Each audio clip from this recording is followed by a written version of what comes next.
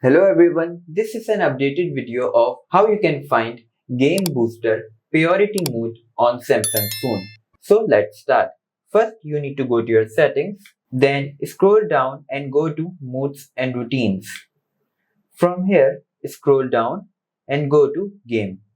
Then tap on Start and select the first option. From here you can see Do Not Disturb option. You can also select it if you want no upcoming call will disturb you. So I select it. Now tap on Done.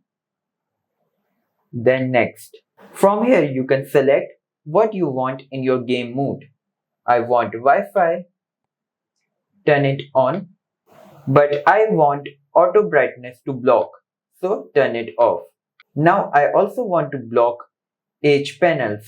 So turn it off. Now in media volume option, you can set the custom volume for your game. Whenever you play game, the media volume will remain same. Now tap on Done and turn it on. Now let's open our game. So I hope you like this video. If you do like, please hit like, subscribe, and I will meet you in next video.